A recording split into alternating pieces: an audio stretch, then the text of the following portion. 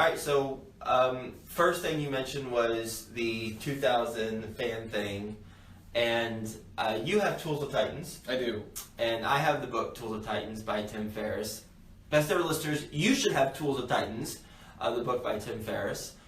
And in the book, there's a chapter, I forget whose interview is profiled. I can't remember either. No, okay.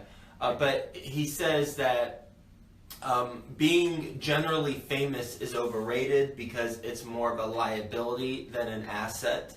If everyone knows your name, everyone knows who you are, there's more downside than upside. And if you think about it, it's true, unless maybe you're a movie star or a performer in some way. I think that there might be some exceptions, but for most of us, that's true.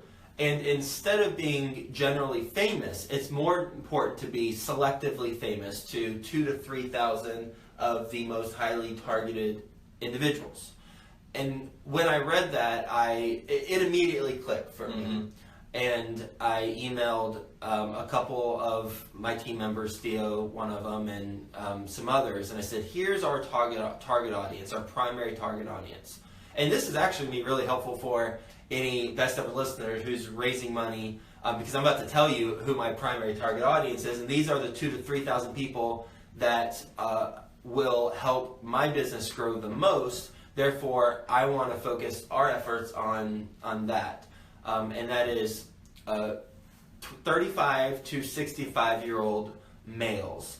Now, I know we have about 30% females listening to this from the audience.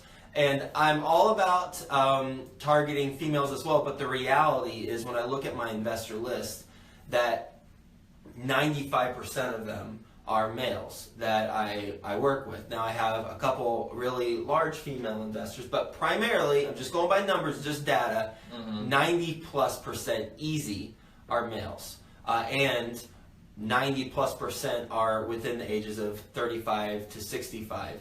And the majority of them live in or very close to a large city, and they are either business owners, C-suite executives, doctors, or real estate investors who were active but want to be passive because they're done with it.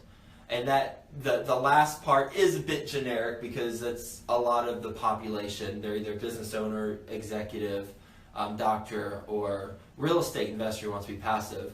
But that's true. That's when I'm looking at the investors who have invested in our deals, that's who they are. So after reading that, the laser focus is on that target audience.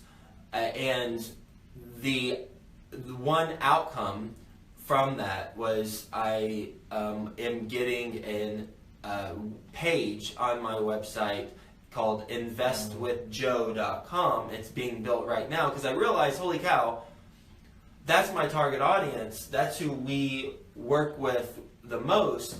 But there's nothing when they go to our website that actually says, hey, person who is perfect to partner with us. And accredited, by the way. They have to be accredited. Hey, person who's perfect be partnering with us. Here's the page just for you.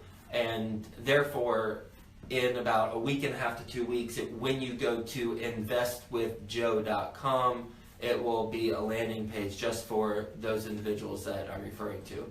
Now, again, disclaimer, people outside of what I just said, so females, people who are 70 years old or 25 years old, people who don't have the occupations I mentioned, yes, I've partnered in some capacity with a lot of people on my deals, but they're all accredited, and primarily that's the target audience. And it's actually refreshing because now it's not a matter of, okay, let's look to see how many views we have on YouTube, how many emails have we gathered, how many downloads do we get of the podcast.